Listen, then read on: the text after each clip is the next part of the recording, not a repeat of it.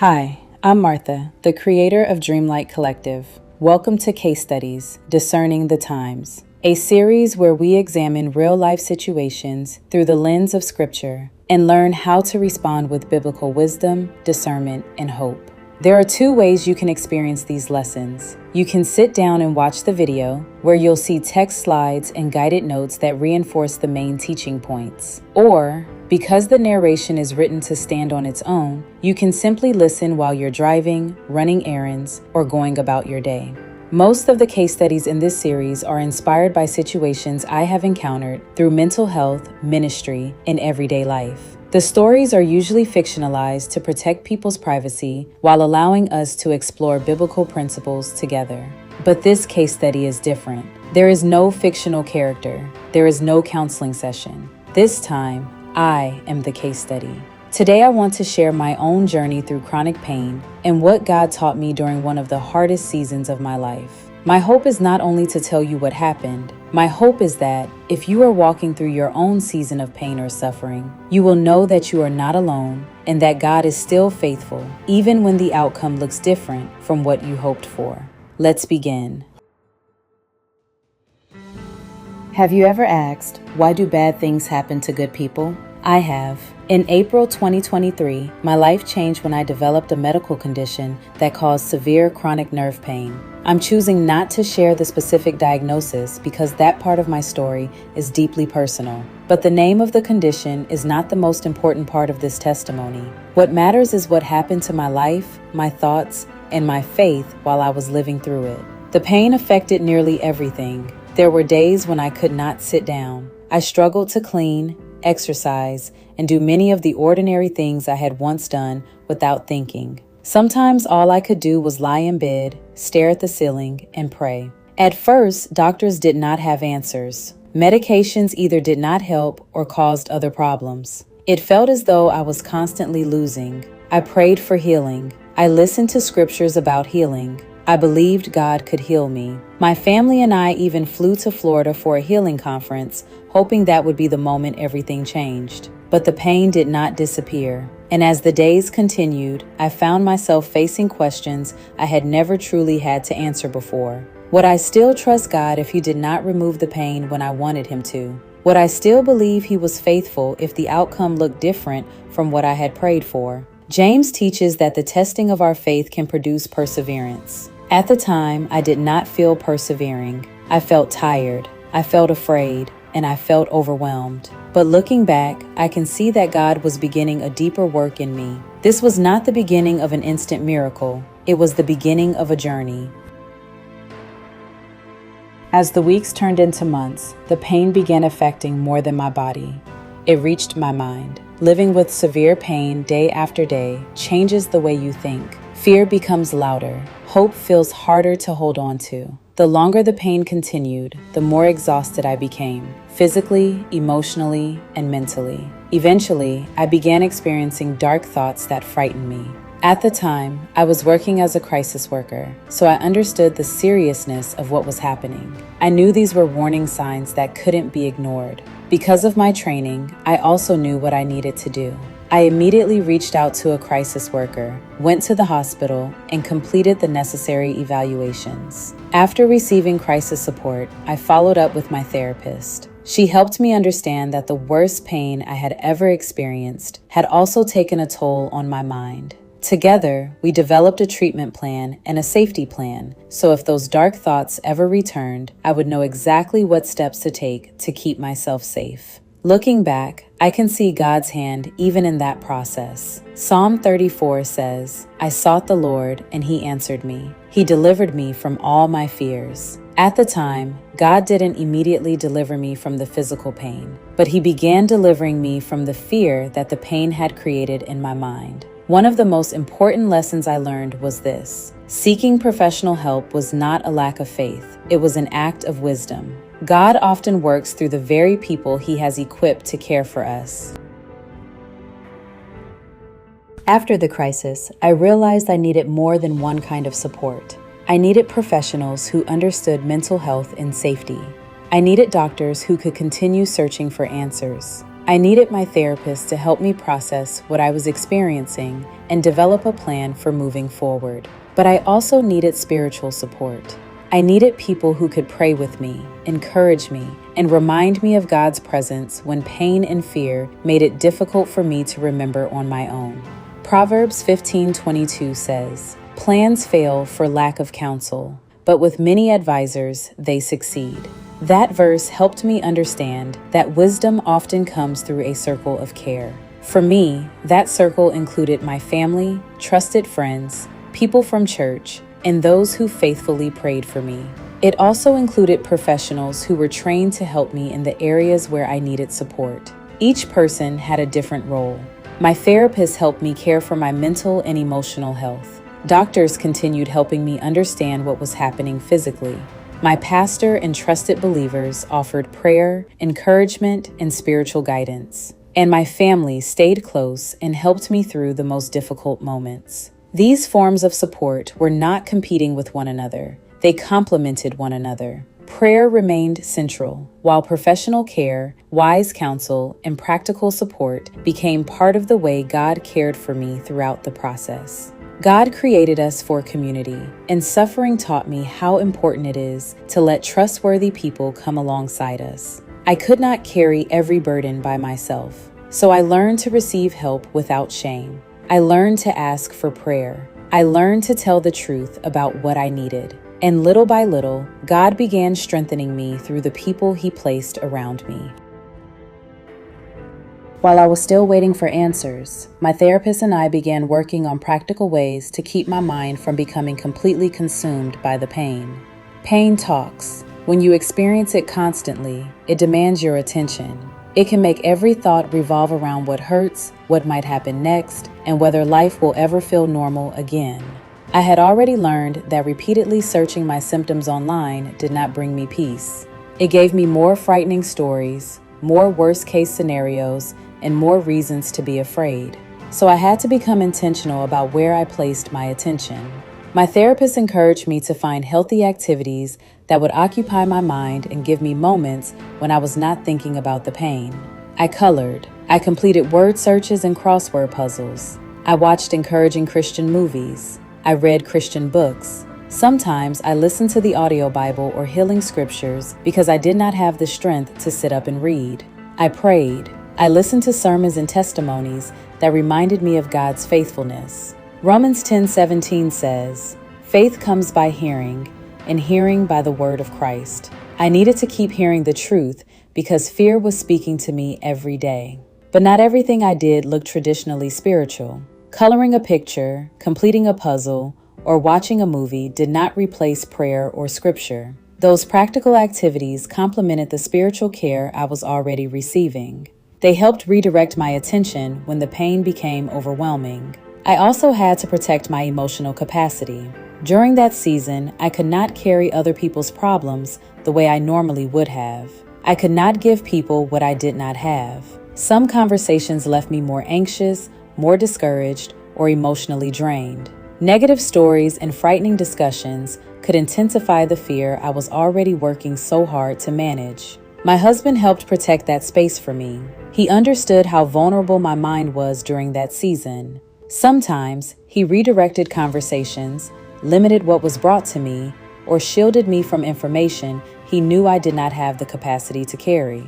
That was not selfishness. It was not a lack of compassion. And it was not pretending that difficult things did not exist. It was part of the plan my therapist and I developed to help me remain emotionally stable while my body was still in pain. Philippians 4:8 teaches us to be intentional about what we allow our minds to dwell on. Whatever is true, honorable, pure, lovely, and worthy of praise. I was not denying reality. I was learning that I did not have to give every thought, every conversation, and every fear unrestricted access to my mind. None of these things healed my body overnight, but together, prayer, scripture, professional support, practical distractions, healthy boundaries, and the protection of my family, they helped me steward my mind while I waited. And sometimes, surviving a difficult season begins with asking God for the wisdom and grace to make it through the day directly in front of you. For a long time, I believed hope would arrive as an instant healing. I thought the pain would suddenly disappear and my life would return to normal. But that was not how hope came to me.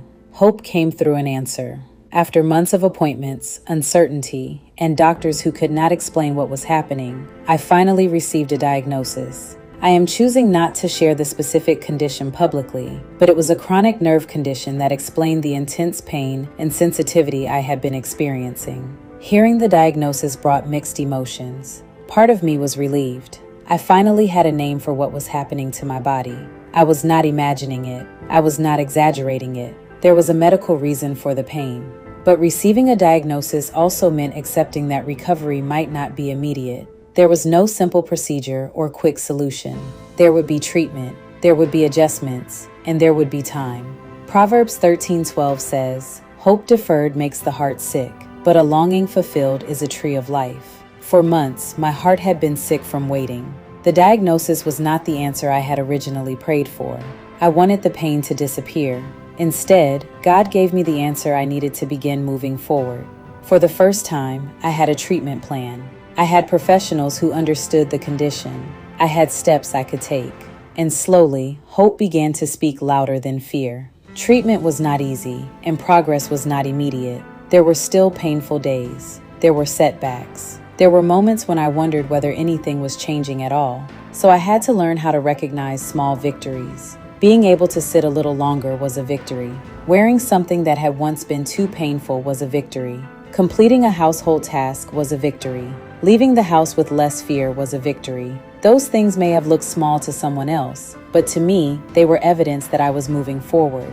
Zechariah 4:10 warns us not to despise small beginnings. I began to understand why. Sometimes God's restoration does not arrive all at once. Sometimes it comes slowly, one small sign of progress at a time. The diagnosis did not end the journey, but it changed its direction. I was no longer wandering without an answer. I finally had a path forward. And after months of darkness, even a small amount of light felt like hope.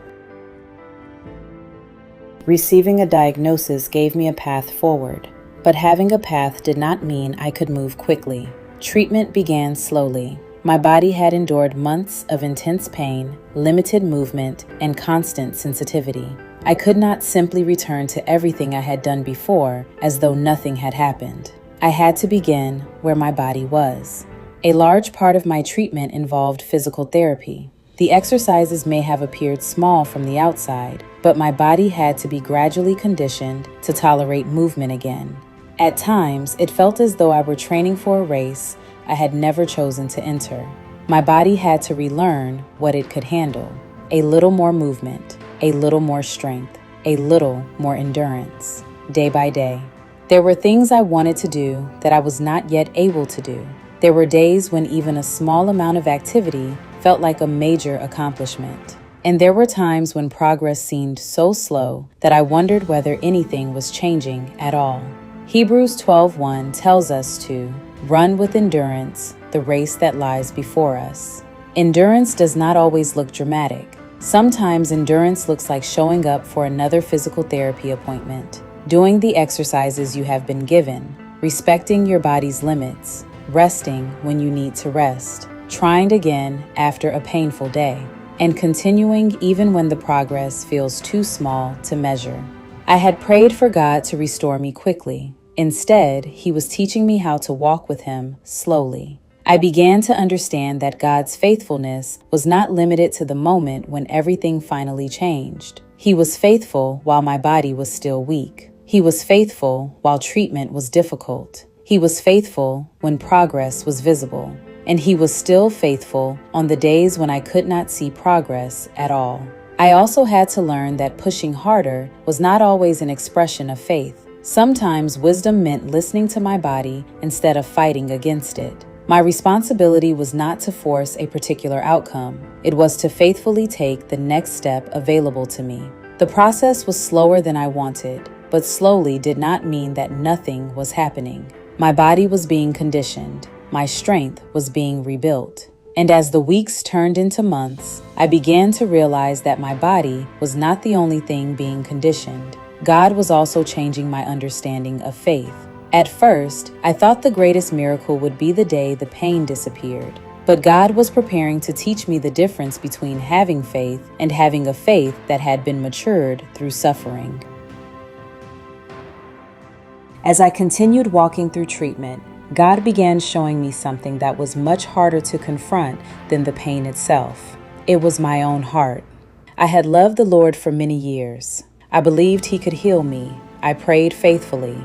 I trusted His power. And there is nothing wrong with asking God for healing. Scripture encourages us to bring our requests before Him. But somewhere along the journey, I realized that my prayers had become almost entirely about one thing: healing. Every prayer, every hope, every expectation. My focus had slowly shifted from seeking God to desperately seeking the outcome I wanted from Him. That realization was difficult, not because I had stopped loving Him, but because I had unintentionally begun measuring His faithfulness by whether or not my circumstances changed. And beneath all of my prayers was a question I eventually had to face. Even if I did not receive the healing I wanted, would I still trust God? Would I still believe He was good? Would I still follow Him? Would I still want Him, even if the outcome looked different from the one I had prayed for? God, in His kindness, began teaching me a deeper kind of faith. Not a faith that only trusted Him when prayers were answered the way I hoped, but a faith that trusted His character even when I did not understand His timing, and even if the outcome was not the one I had prayed for. I had faith, but now God was maturing it. He was inviting me to move from partial surrender to complete surrender. I began praying differently. Lord, I still believe You can heal me. I still ask You to heal me. But more than the healing, I want You. If healing comes tomorrow, I will praise You. If healing takes longer than I hope, I will still follow You. And even if my life does not unfold the way I imagined, I will still trust You. Psalm 73:25 says, "Whom have I in heaven but You? And there is nothing on earth that I desire besides You." That verse took on an entirely new meaning. I began to understand that mature faith is not the absence of desire. It is the willingness to surrender that desire to God. Mature faith does not stop praying for healing. It simply refuses to make healing the foundation of its hope. My hope had to rest in God Himself. For so long, I had been focused on the what was happening to my body, what the doctors would say, what treatment would work, what the final outcome would be. But God was redirecting my attention from the what to the who. The question was no longer only, what is going to happen to me? It became, who will I trust while I walk through it? My peace could not depend on having every answer. It had to depend on knowing the one who was walking with me, not only in what He could do for me, not only in the answer I wanted, but in who He is. My circumstances had not completely changed, but my relationship with God had, and that became one of the greatest miracles of the entire journey. As my faith matured, I also had to confront another misunderstanding. I had often associated strong faith with feeling confident, feeling hopeful, feeling peaceful, feeling certain that everything would work out. But during this journey, I did not always feel those things. Some days I felt exhausted. Some days I felt discouraged. Some days fear was louder than faith. And there were moments when God seemed silent. But I began to learn that faith is not measured by the intensity of my emotions. Faith is demonstrated by where I turn when those emotions become overwhelming. Hebrews 11:1 says, "Now faith is the substance of things hoped for, the evidence of things not seen." Faith is not based only on what I can see, and it is not sustained only by what I can feel. There were days when I did not feel strong, but I still prayed. There were days when I did not feel hopeful, but I still opened my Bible. There were days when I did not understand what God was doing, but I continued taking the next step He placed in front of me. Looking back, I can see that faith was present even when it was quiet. Fear may have been louder, but faith was still active. It was present every time I chose to turn toward God instead of away from Him. The story of Jesus sleeping in the boat became especially meaningful to me. The disciples were surrounded by a storm, and from their perspective, Jesus appeared to be doing nothing. They asked Him, "Teacher, do you not care that we are perishing?" Their fear interpreted His silence as indifference. But Jesus had never abandoned the boat. He was present in the storm, even when His presence did not look the way they expected. I began to recognize how often pain had caused me to ask the same kinds of questions. God, do you see me? Do you care? Why have you not stopped this? But His silence did not mean His absence, and His timing did not mean He was indifferent to my suffering. I also found comfort in the Psalms. David did not hide his grief from God. He cried, he questioned, he lamented, but again and again, he redirected his heart toward what he knew to be true about God. That taught me that grief and faith can exist in the same heart. I could acknowledge that I was hurting without allowing my feelings to become the final authority over what I believed. My feelings were real. My pain was real. I was not imagining what was happening to my body, and I did not need to deny the severity of it in order to have faith. But pain and fear were not always reliable interpreters of God's character. They could tell me what I was experiencing. They could not tell me whether God was good, whether He cared, or whether He had abandoned me. So I learned to pray before I panicked, not because I never felt afraid, but because I no longer wanted fear to lead me. Faith did not always feel powerful. Sometimes it looked like a whispered prayer. Sometimes my prayers were more like tears than words. Sometimes it simply looked like choosing to remain with God for one more day. And I learned that quiet faith is still faith. God was not asking me to manufacture confidence I did not feel. He was teaching me to continue trusting Him, even when my emotions had not yet caught up with what my spirit was learning. Looking back, I can finally see what God was doing, not only in my body, but in my heart. There was a time when hope felt like wishing for a better tomorrow. I hoped the pain would end. I hoped I would find answers. I hoped I would eventually get my life back. But through this journey, I learned that biblical hope is much more than wishful thinking. Biblical hope is having absolute confidence in God's character, not confidence based on our expectations. It is not confidence that everything will happen the way we want. It is confidence that God remains faithful, even when the outcome looks different from what we prayed for. Romans 5:3-5 tells us that suffering produces perseverance, perseverance produces character, and character produces hope. That kind of hope is not built overnight. It develops as we continue walking with God, one day at a time. Over time, I began to see the fruit of that hope, not only physically, but spiritually.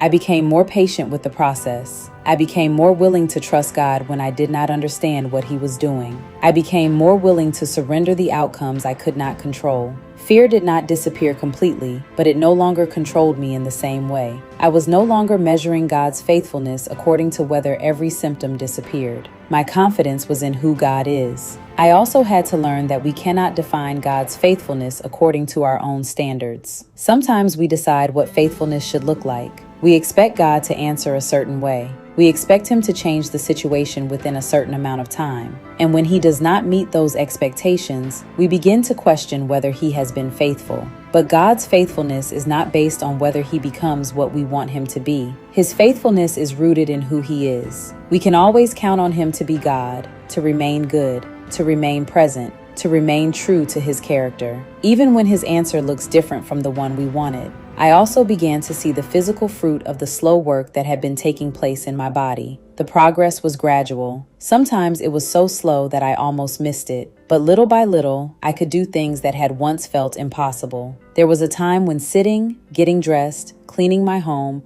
or leaving the house could feel overwhelming. Today, I still experience occasional flare-ups. I am still receiving treatment. I still have to listen to my body and use wisdom, but I am no longer where I once was. By God's grace, I now lift weights 6 days a week. That did not happen overnight. My body had to be conditioned slowly, just as my faith had been matured slowly. Every workout reminds me of how far God has brought me, not because everything is perfect, but because I can now see the fruit of all those small steps that once seemed insignificant. My body became stronger, my faith became steadier, and my hope became rooted more deeply in God Himself. Looking back, I can see that God was never absent. He was faithfully carrying me through a season I once thought would never end. At times, I could see the evidence of His faithfulness through physical improvements and my ability to do more. But the deepest work was taking place in my heart. My body was becoming stronger while God was teaching me how to trust Him more deeply.